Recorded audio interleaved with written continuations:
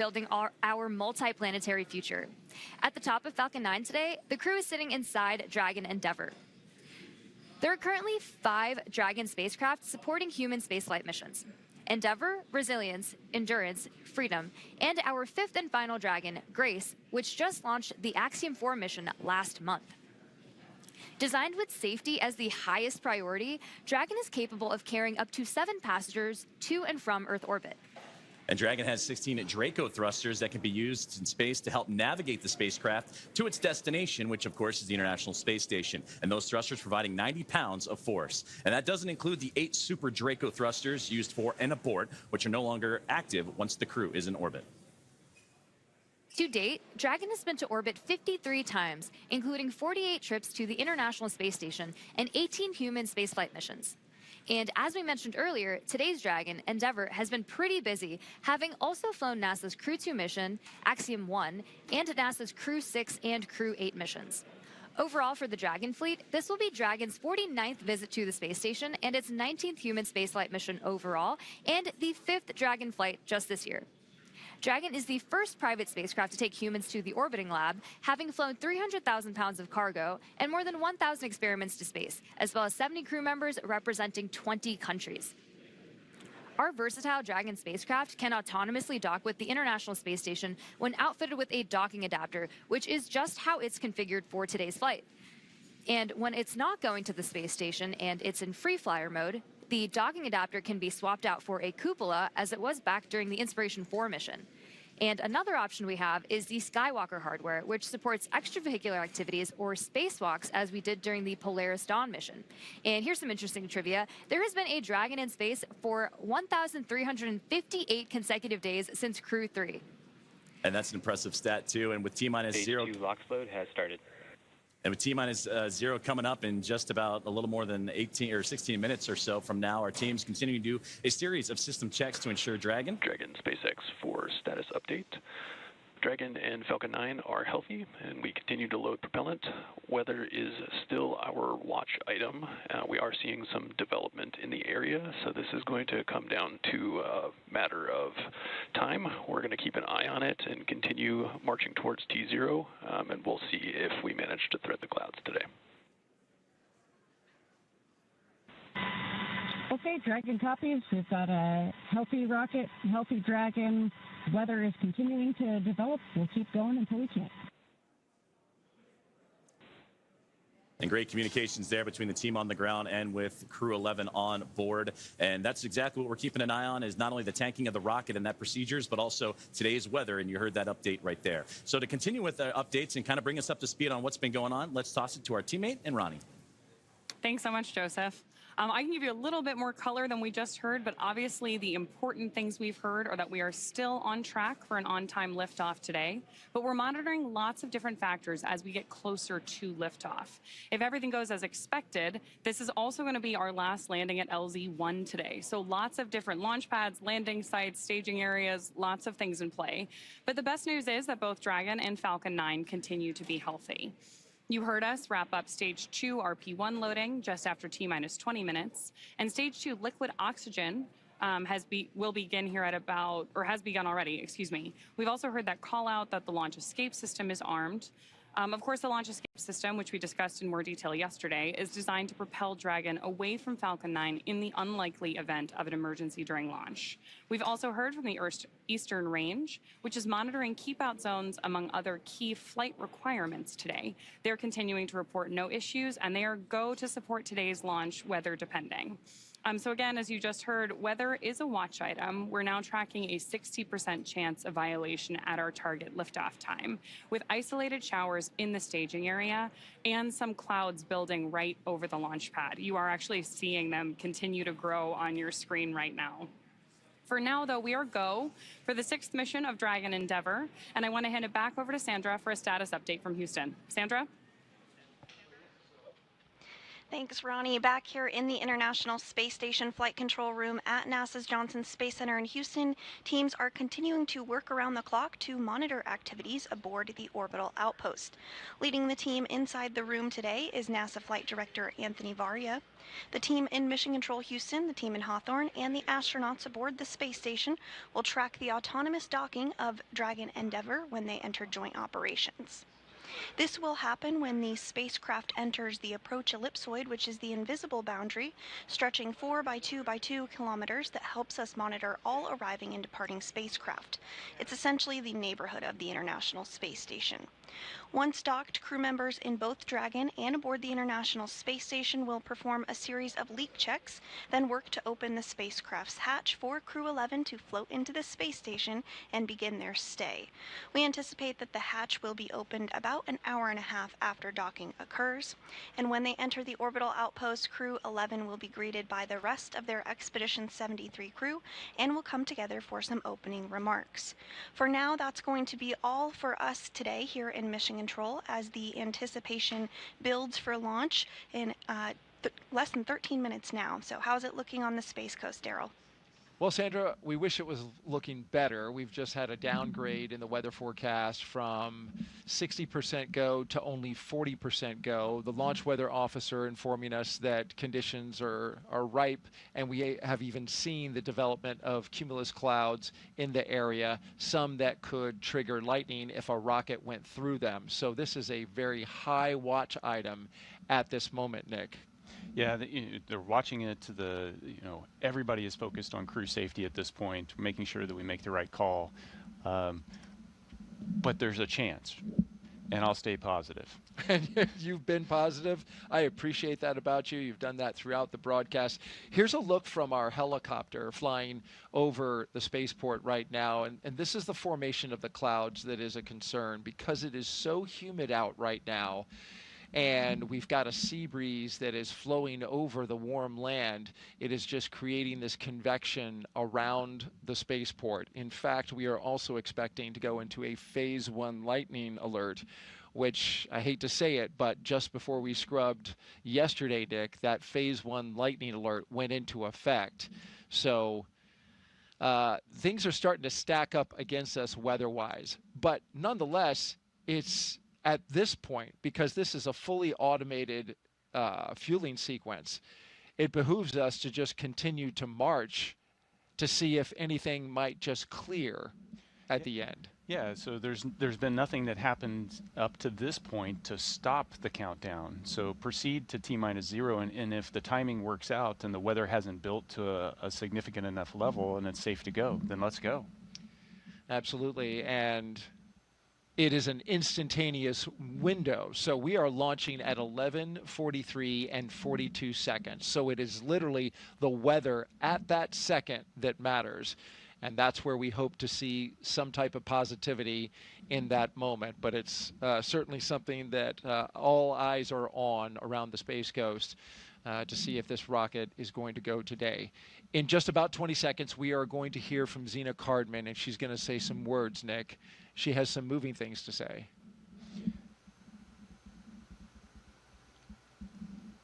Yeah, Zena is an amazing person, and watching her, along with Stephanie. Dragon SpaceX confirmed crew displays are configured for launch. You can. SpaceX Dragon displays are configured for launch. To our family, friends, all who support us at SpaceX, NASA, JAXA, Roscosmos, thank you. Spasiba, arigato gozaimasu. For this freedom to explore, resilience to endure, may grace fly alongside this endeavor. Crew-11, from all of us on the ground, we've enjoyed working with you in preparation for your mission. We look forward to continuing to do so in flight. Good luck. Enjoy the ride.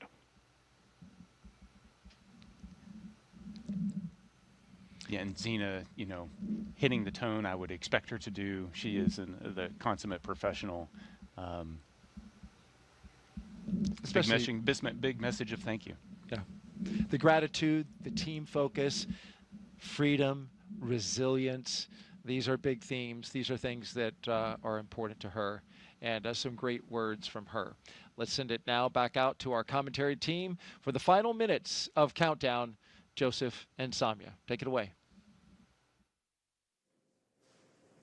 Thank you, Daryl. Thank you, Nick. And that was beautiful what Zena had to say and reflecting on family and friends, but also that great shot you saw in that 2 box. That was from the International Space Station, that view as the space station actually going right over Florida and the Cape. So it's not just those on the ground that are excited. It's their teammates aboard the orbiting laboratory as well.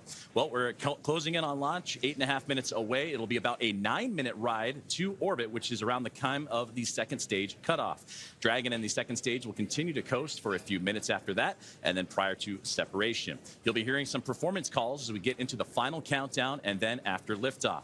These are SpaceX flight controllers reporting on trajectory, speed, booster, and performance, and the key milestones, but there are some other calls that you'll hear the crew make as well after liftoff. The crew will report out a few number and letter combinations, which mark different abort zones throughout the flight uphill and up the eastern seaboard.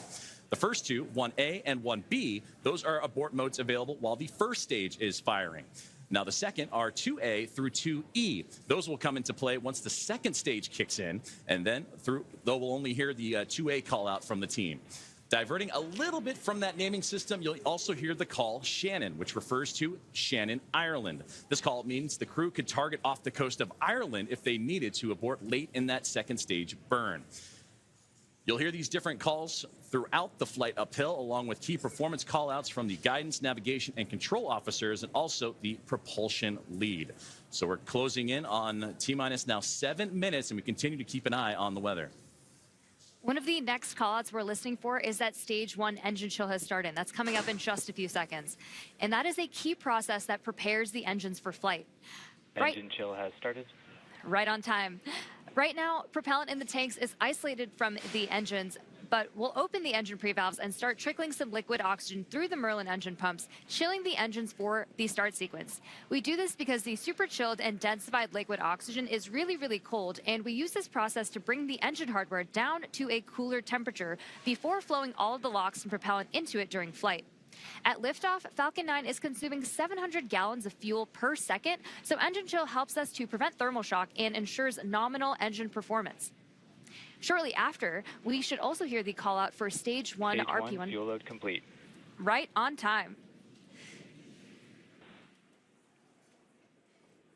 So now that engine chill is underway, we're looking ahead to the call out that RP1 load is complete, which just occurred a moment ago, and again prevents that thermal shock. You got to stretch before you can start running. And RP1 is densified kerosene or rocket fuel that will propel the crew into orbit. And all of that RP1 is now about to be fully loaded into the rocket, since we're previously heard that the second stage is completed, or about to be completed here in just a couple moments. And then while we're still loading liquid oxygen on that first stage and second stages. This is the oxidizer that is needed to combine with the densified kerosene that just finished up loading. The RP1 liquid propellant needs an oxidizer to combine with everything in order to ignite. Coming up at the 5-minute mark, we'll hear the call for Dragon to configure for terminal count and then transition over to into internal power. And that should be happening in about a little less than 30 seconds from now as we continue to close in on that T-0 mark.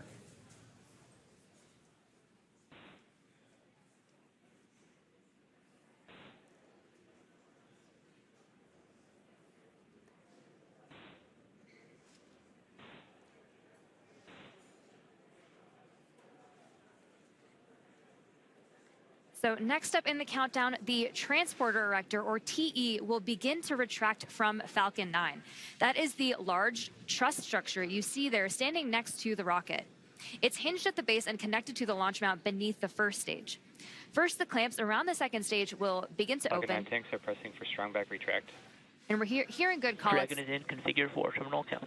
And we're continuing to hear great callouts over the nets. Then the TE will begin to pivot back, slowly swinging away from the rocket, and it will reach full recline in just about a minute. Strong back retract has started. And we are just beginning that strong back retraction process. It's called the strong back. It's also called the TE, or transport erector. Same structure, different name. The TE does a lot more than just lean. It rolls Falcon 9 out to the pad, raises it vertical, and stays connected through the final seconds. It provides fuel, power, telemetry, and command connections between ground systems and the rocket. Those clamps at the top help stabilize the second stage during fueling, and they also help prevent movement in high winds. And once they open, which you can see on your screen, they are slowly pulling away.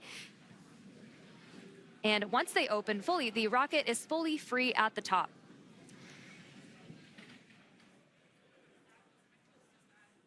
Propellant continues to be loaded late here in the countdown as we're approaching 3 minutes and 30 seconds. We're continuing to keep an eye on the weather, and that's going to be the biggest thing as everything continues to march towards that liftoff timeline. But you can see there the strong back starting to move ever so slowly away from the rocket. The clamp arms are open, and you also see those white clouds starting to billow off the rocket itself. Those are perfectly normal as it's the coolness of the propellant on board is mixing with that warm Florida air, and that's what causes that boil off. And that you heard Nick talk about it earlier when you have that steam come off the rocket, so it looks like a lot of clouds billowing off it as well. But approaching the T-minus 3 minute mark, and that's when Stage 1 lock load complete.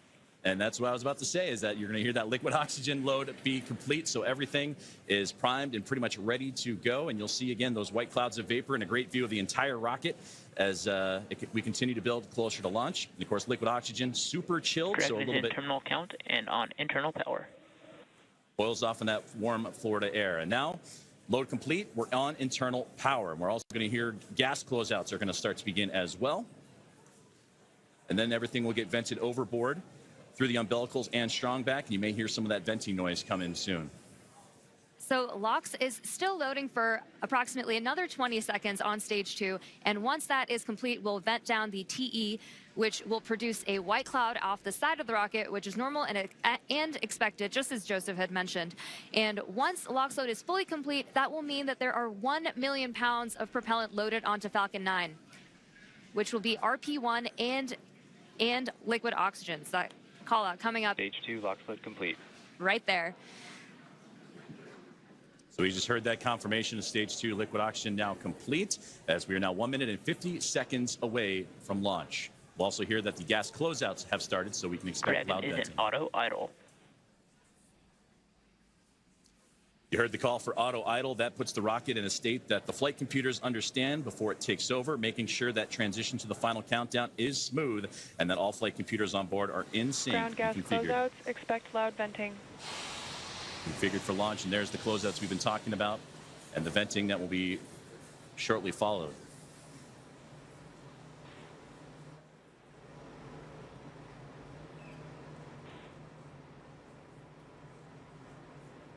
One minute and 10 seconds to liftoff of NASA SpaceX Crew-11.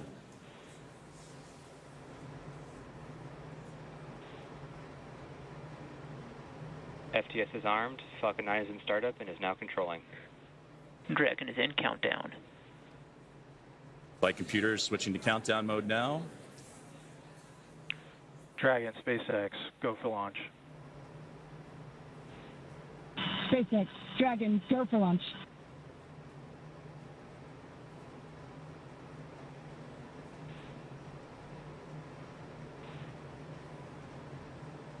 $30 seconds.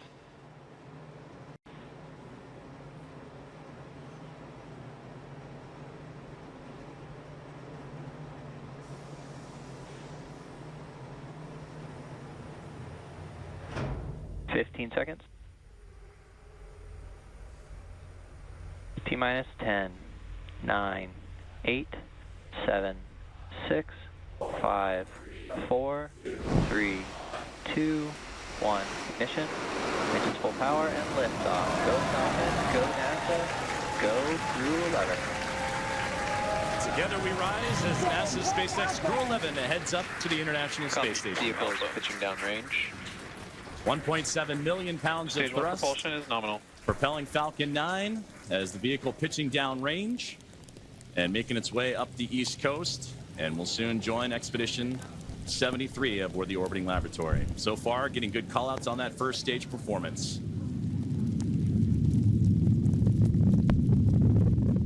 We are now T plus 35 seconds into the Crew-11 mission on board Dragon and Falcon 9. The Falcon 9 engines Stage 1 throttle down. are throttling down to help Power and telemetry are nominal. pass through the period of max Q, or maximum aerodynamic pressure on the vehicle during ascent. Max Q. The just had max Q right there. Falcon 9 is supersonic.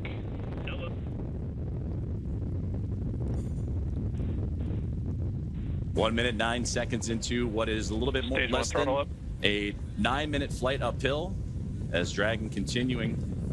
Stage 1 Bravo. Copy. 1 Bravo. And that 1 Bravo, again, that's the abort zone, that last abort zone for stage 1 if necessary.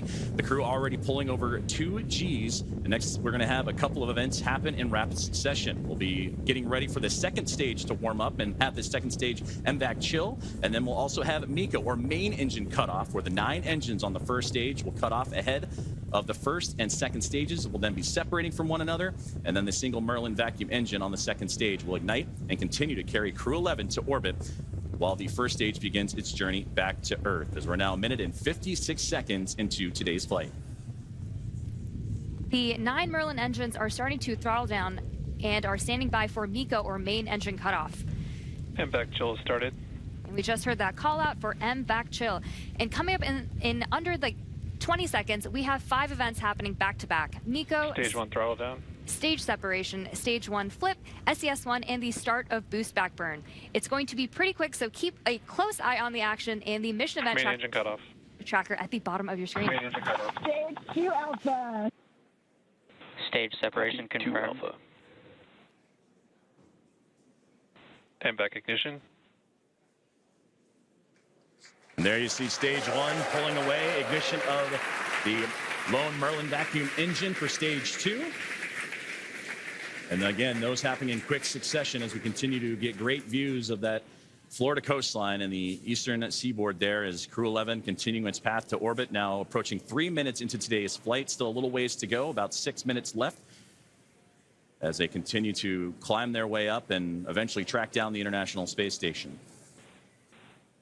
And there, great see, you see the Merlin vacuum engine, the second stage on the right-hand side, and great views of the first stage that's making its return to Earth on the left.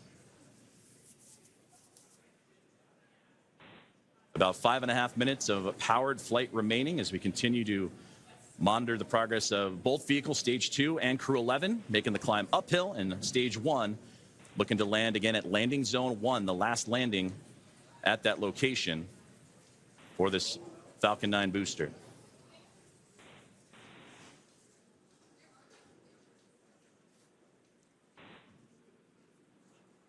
Dragon, SpaceX, nominal trajectory. Dragon copies. We're continuing to hear great call outs over the nets that both Dragon and Falcon are right on track to orbit. So the first stage booster is now on its way to landing zone 1, and we just saw those grid fins open up on the left-hand side of your screen. The first stage has a couple events ahead of its landing. Stage 1 will start its entry burn, which will be the second of 3 burns to return the booster a few miles from its launch site at landing zone 1. During this entry burn, Falcon 9 will use its engines to pump the brakes to slow the vehicle down before it reaches the denser parts of the Earth's atmosphere. And if you didn't know, Falcon 9 has a complex heat shield that is designed to protect the engines and the vehicle from all that combined thermal and aerodynamic loading during max entry Q, which is the moment of max stress on the vehicle during entry. And that will be followed by a landing burn. And this burn will last for about... Dragon, SpaceX, nominal trajectory. Continuing to hear good call-outs.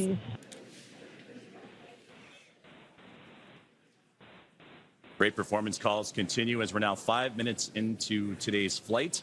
Still about 8.5 to go, a little bit more than that as the second stage continuing to perform nominally on the right-hand side. 2,400 meters per second. Crew-11 cruising into the upper echelons of the Earth's atmosphere while we continue to monitor the second stage on that left-hand side. And we'll also get continued guidance and navigation call-outs from the control officers here in SpaceX.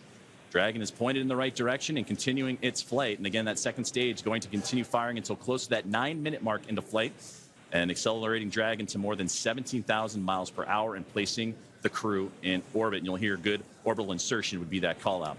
There's the single Merlin vacuum engine that can produce over 220,000 SpaceX, nominal trajectory. pounds of thrust on that nominal trajectory you're hearing right now.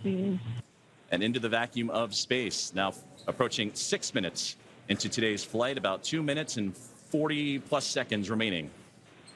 We are coming up on the entry burn, which is just under 30 seconds from now.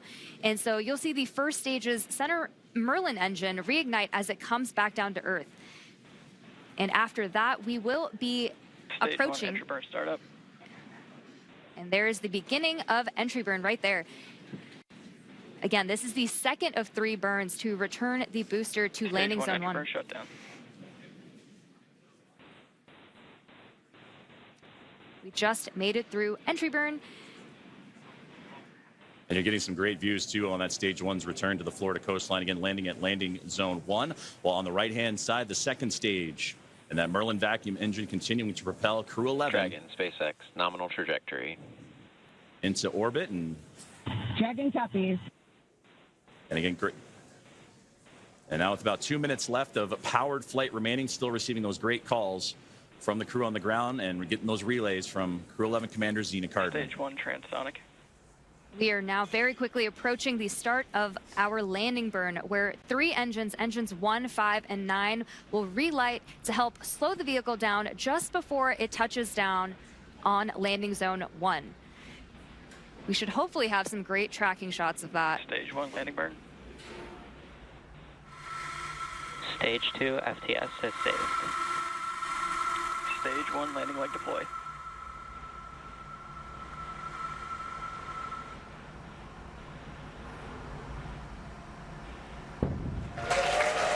Fantastic return there of the stage 1 booster. Just completing our final planned landing at LV1. Another. So a successful landing of the first stage booster as we continue to follow along with a little less now than 1 minute of powered flight of the second stage. And you'll hear the call out SECO, or second engine cutoff. Is a great view there, glowing orange with the Earth eclipsing right around that Merlin vacuum engine, and everything continuing to perform nominally for NASA Stage 2 SpaceX is in Crew-11. terminal guidance.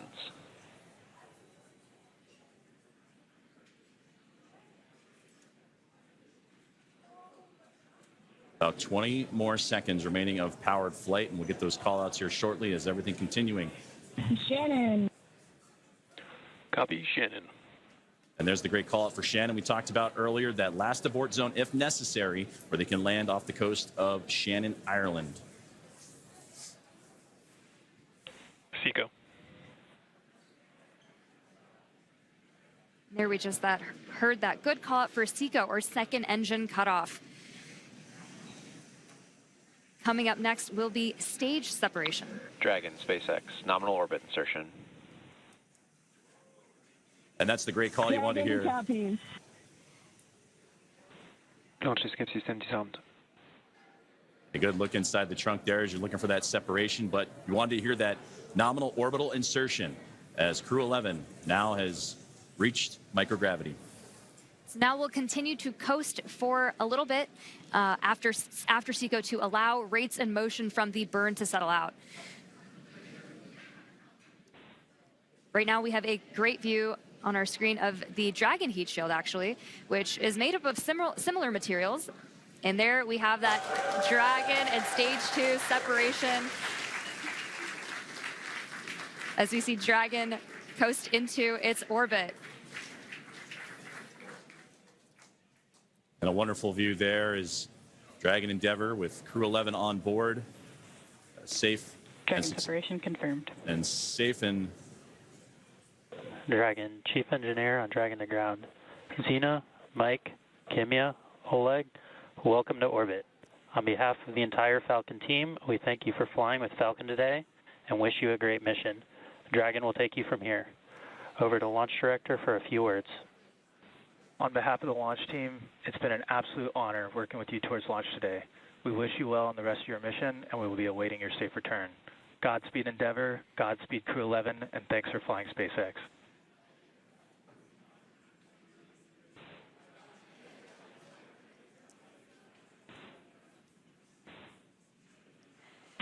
SpaceX Dragon, I have no emotion but joy right now. That was absolutely transcendent. Ride of a lifetime. Thank you. This has been an incredible honor. And it's my privilege now to pass us along to Mike for some additional words. Boy, it's great to be back in orbit again.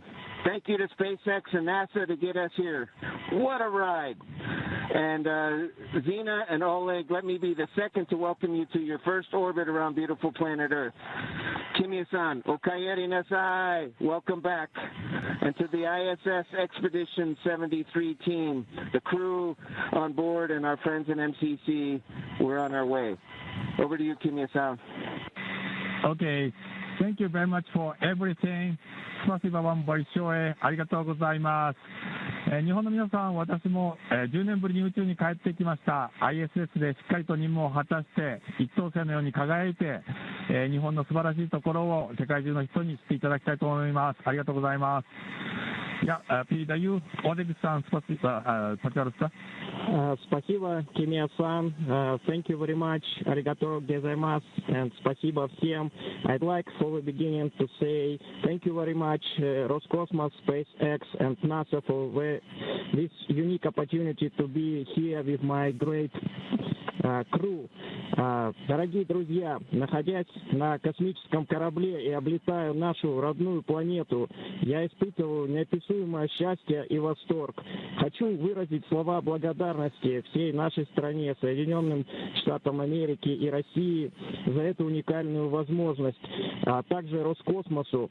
Хочу выразить слова благодарности своей школе, в которой я учился, номер 103 в городе Челябинске, выразить благодарность Краснодарскому высшему военному авиационному училищу летчиков и 22-му гвардейскому истребительному авиационному полку, а также сотрудникам Центра подготовки космонавтов, кто искренне верил и болел за эту идею отправить меня в космос. Обещаю выполнить все поставленные передо мной задачи на отлично. Ура!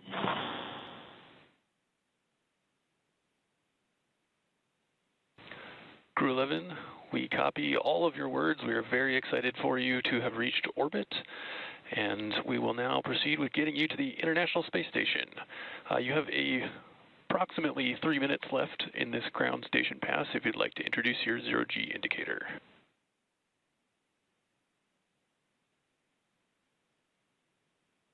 Copy all, Tremaine. Thank you so much. We'll get out our 5th crew member here in just a moment. This zero-G indicator honors a shared memory with our lead trainer, Paul Weiss. For all the mentors and team members who got us here through sacrifice of time and dedication, I hope we made you proud today. Thank you so much.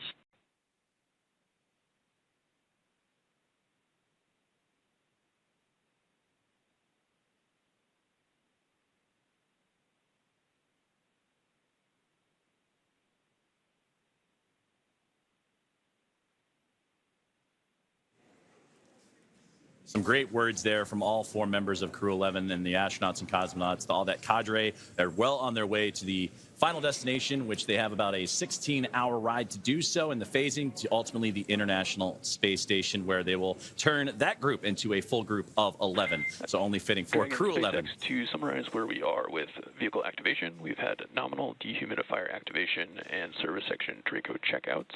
We're currently opening the nose cone. We have just gotten confirmation that nose cone... copies all, and we'll be ready for visors open with ECOS activation complete. We just had great comms that nose cone deploy is underway. The 6 hooks that hold the nose cone in place during the launch and ascent portions have to retract, and then the nose cone will be able to start to swing open and deploy. This uncovers a number of critical systems for the flight up to the space station, including the forward bulkhead thrusters and the docking hatch.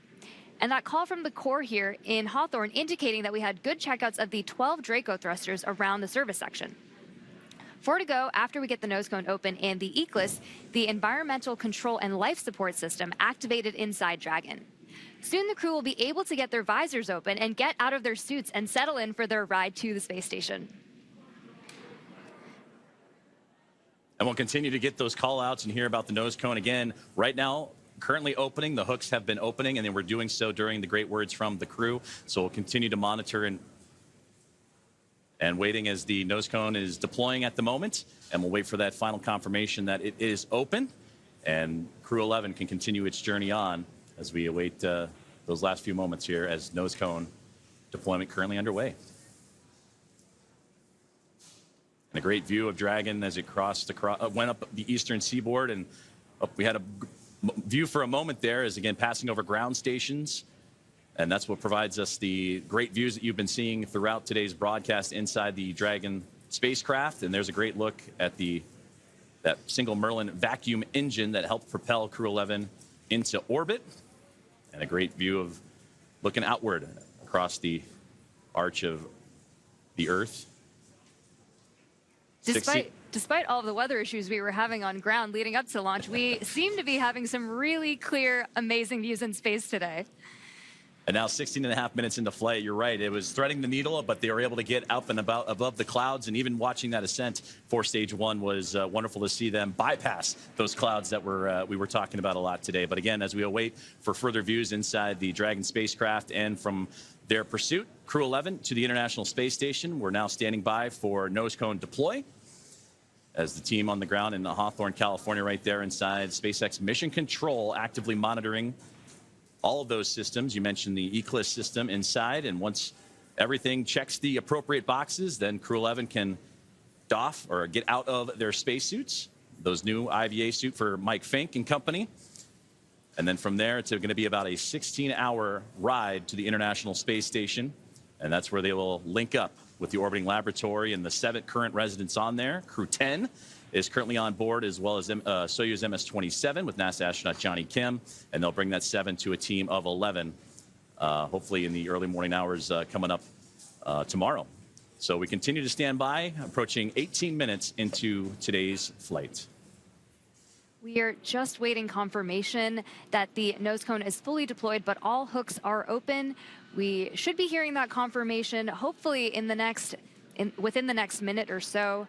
And hopefully we'll also have great views of that nose cone deploy. And that's a great view on the right-hand side of the International Space Station Flight Control Room in Houston, Texas, at NASA's Johnson Space Center, where we got updates throughout the day today from Sandra Jones as the International Space Station monitoring today's flight and the ascent of NASA SpaceX Crew-11. And they pulled goal earlier on as they're ready to receive Dragon.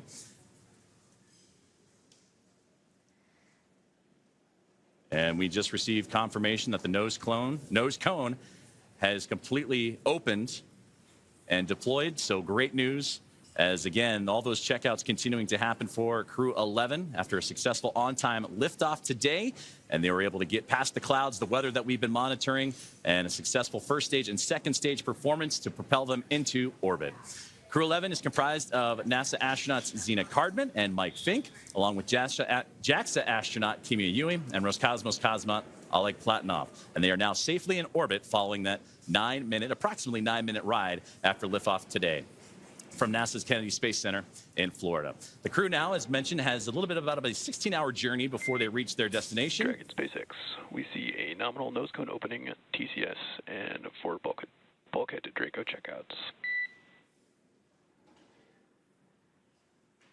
Great call out right there. Dragon copies all. Good news.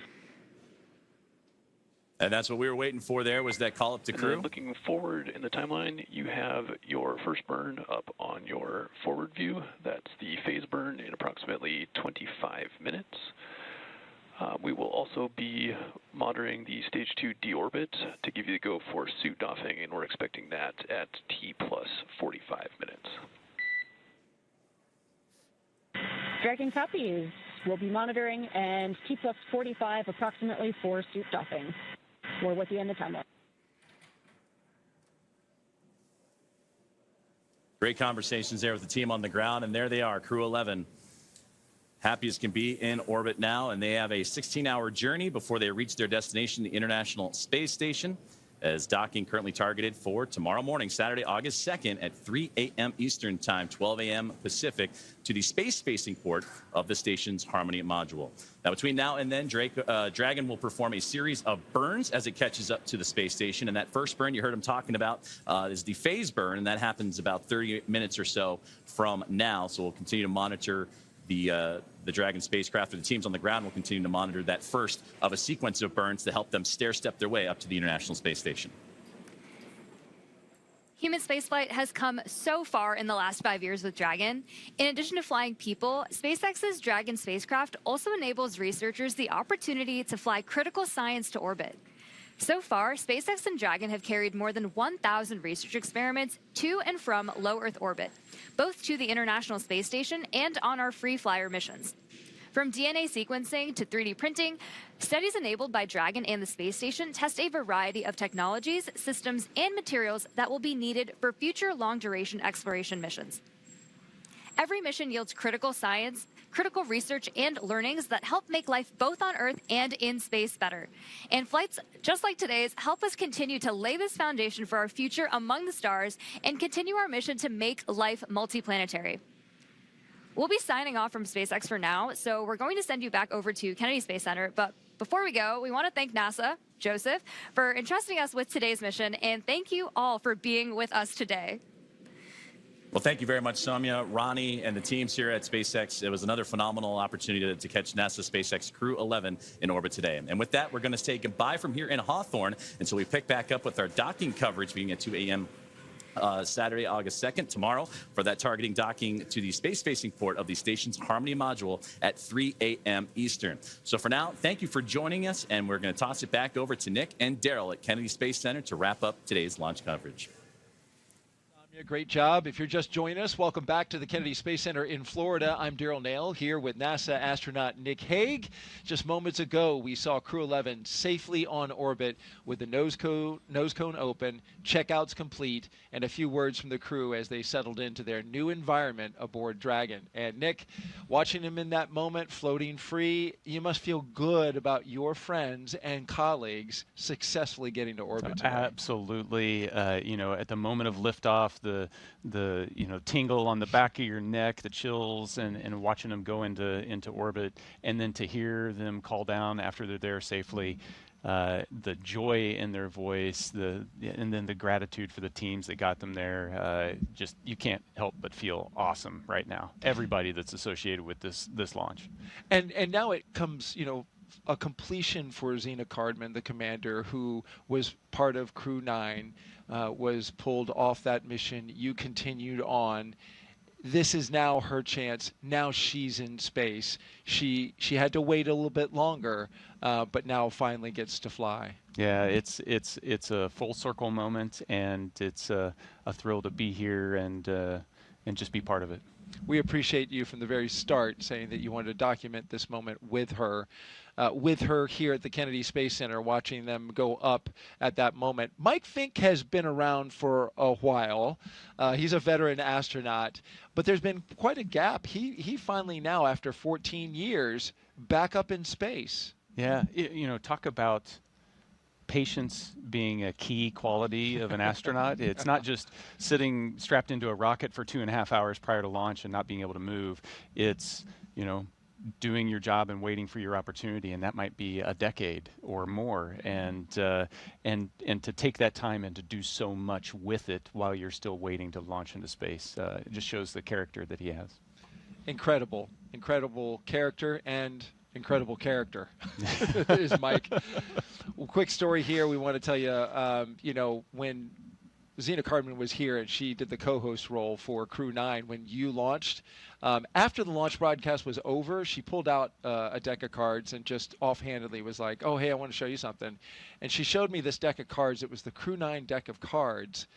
And she had hand-drawn the portraitures of like each of the Crew-9 members, which included you, and she was on it, though she didn't get to fly. It was the card deck that you used when you played to get rid of your bad luck. Yeah, in the suit-up room, Right. And so I'm like, you hand drew these? I was like super impressed. So, of course, fast forward to recently, you walk in the pre-production meeting and you're like, hey, Zena wants to have this deck of cards. It's the Crew-11 deck of cards, and we want to show them to you now. And she redrew her crew. And we want to show those to you. Hold that up. She's an amazing artist. All the crew members each got a face card. So she's on there, Oleg's on there, Mike and Kim and Kimiya. And here they are. She hand drew this. We have a close-up of this shot. We want to show you so you can get a real full appreciation. Hand-drawn portraitures by Zena Cardman, the commander. You talk about many talents. Just another talent in what appears to be just this extremely well-rounded astronaut and commander. Oh, absolutely. Not all astronauts are created equal. I cannot do that. She is talented. That's incredible. And of course, they played with this deck of cards when they got rid of Zena's bad luck today. Yeah, and it worked. And it worked.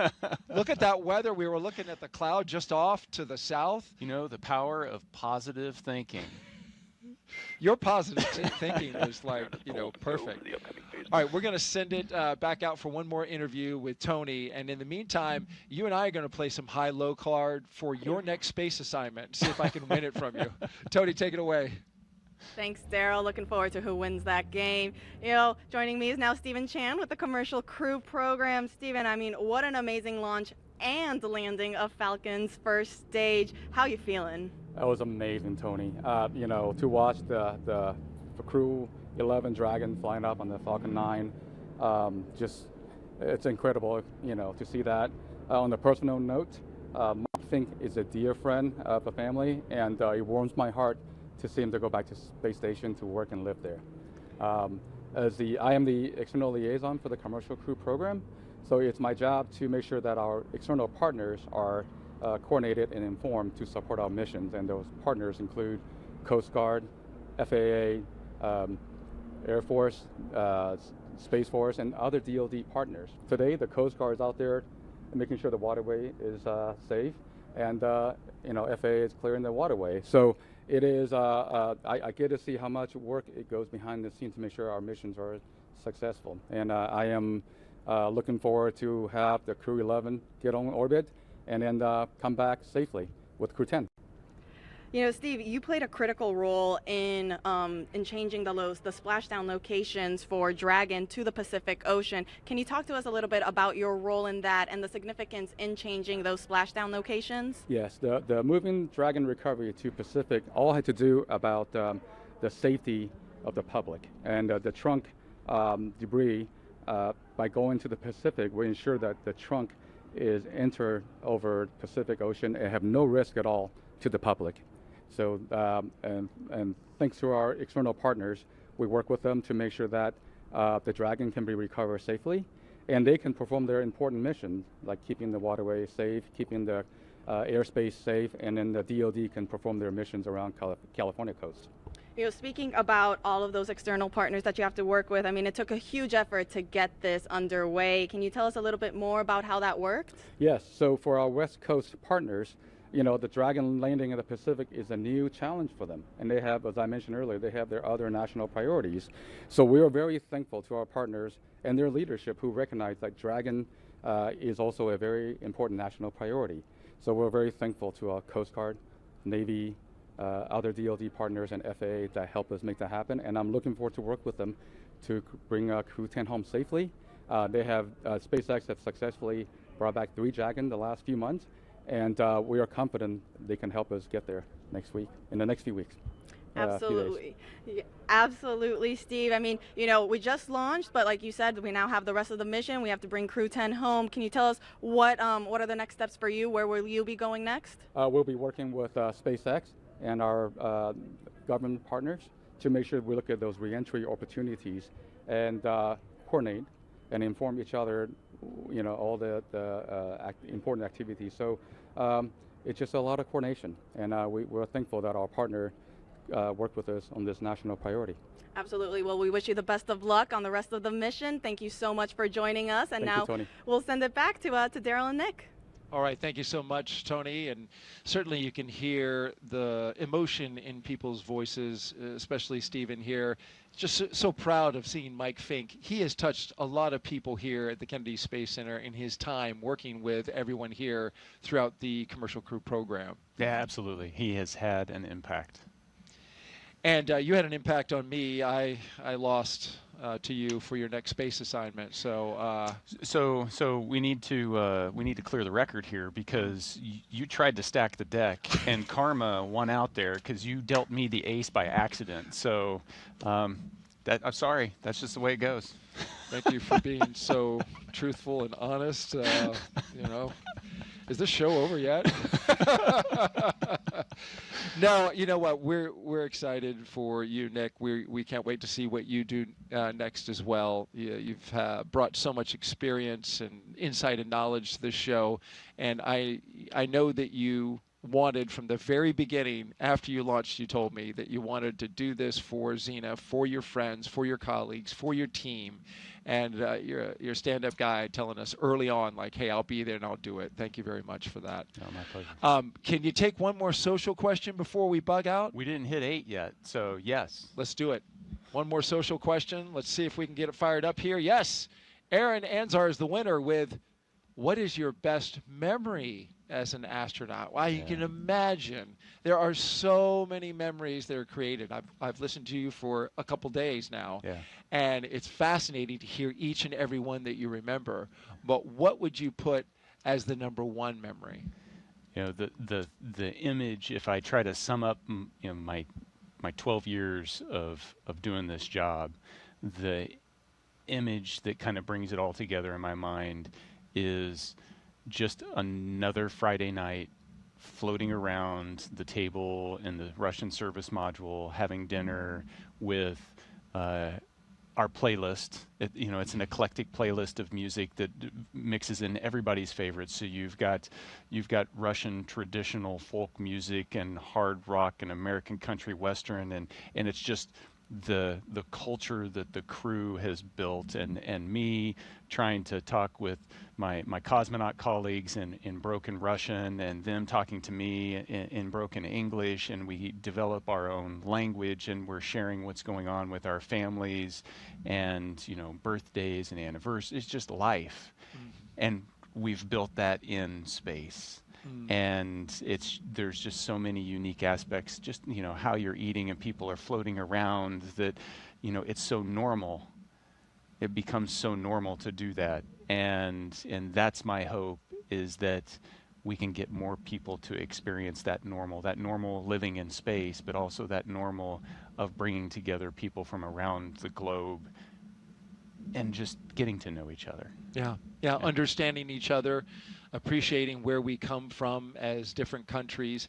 What strikes me about that is a memory that you chose is you went on EVAs. You went outside the spacecraft, outside and saw the entire planet underneath your feet, but you pick a very human moment as the memory, a bonding moment among your crew that stands out as the number one. I'm sure there's a ton of great memories, but it was the human one at the end of the day. I mean, you can spend all day in the cupola staring at the Earth, and it's an amazing view.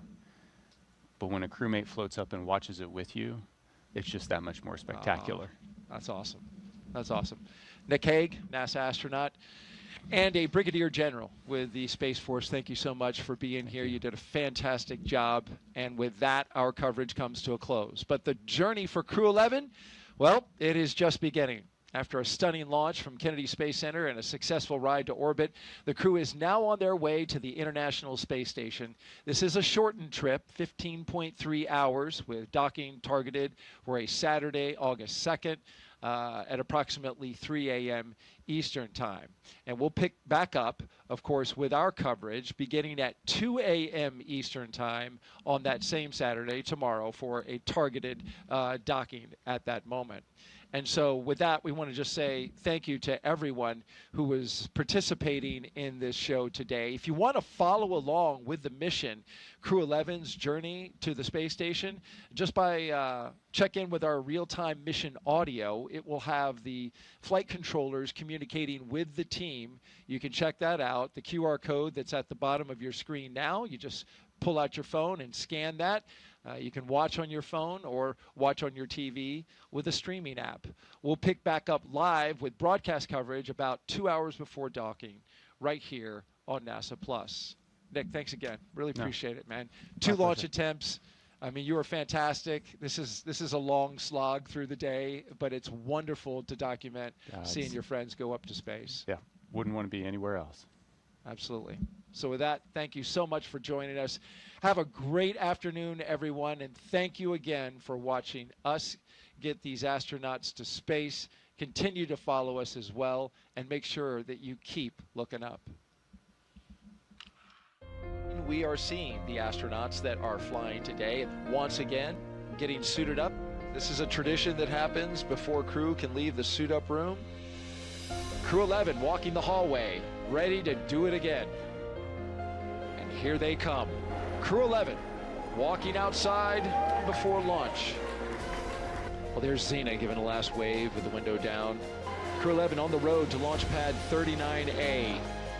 Well, there's our commander and our pilot looking up at their rocket. And here comes Mike and Zena, getting ready to get inside Dragon Endeavor. And here come our mission specialists right behind them, Oleg and Kimiya. And there go the seats, articulating upwards, putting the crew in launch position. And the closeout crew closes the hatch to Dragon Endeavor. 3, 2, 1, ignition. Ignition's full power and liftoff. Go Falcon, go NASA, go Crew-11. Together we rise as NASA's SpaceX Crew-11 heads up to the International Space Station. Vehicles pitching down range. 1.7 million pounds of thrust. Propulsion is nominal. Propelling Falcon 9 as the vehicle pitching down range and making its way up the East Coast, and will soon join Expedition 73 aboard the orbiting laboratory.